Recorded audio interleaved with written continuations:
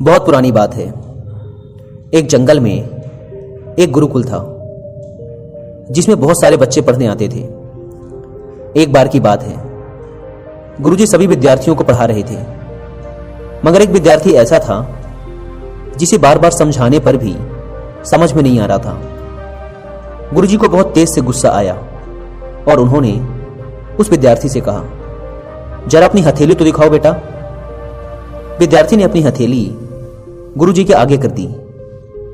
हथेली देखकर गुरुजी बोले, बेटा तुम घर चले जाओ, आश्रम में रहकर अपना समय व्यर्थ मत करो, तुम्हारे भाग्य में विद्या नहीं है। शिष्य ने पूछा, क्यों गुरुजी? गुरुजी ने कहा, तुम्हारे हाथ में विद्या की रेखा नहीं है।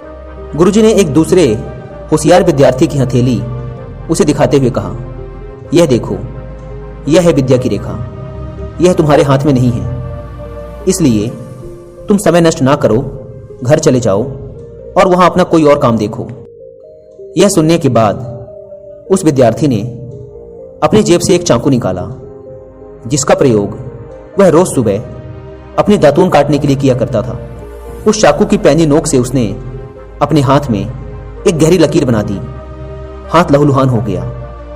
तब वह गुरुजी से बोला, मैंने अपने हाथ में विद्या की रेखा बना ली है गुरुजी। यह देखकर गुरुजी द्रवित हो उठे और उन्होंने उस विद्यार्थी को गले से लगा लिया। गुरुजी बोले, तुम्हें विद्या सीखने से दुनिया की कोई ताकत नहीं रोक सकती बेटा। दृढ़ निश्चय और परिश्रम हाथ की रेखाओं को भी बदल देते हैं। दोस्तों, क्या आप जानते हैं विद्यार्थी कौन था?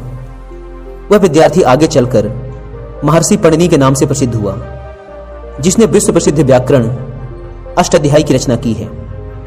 इतनी सदियां बीत जाने के बाद भी, आज 2700 वर्षों बाद भी विश्व की किसी भी भाषा में ऐसा उत्कृष्ट और पूर्ण व्याकरण का ग्रंथ अब तक नहीं बना।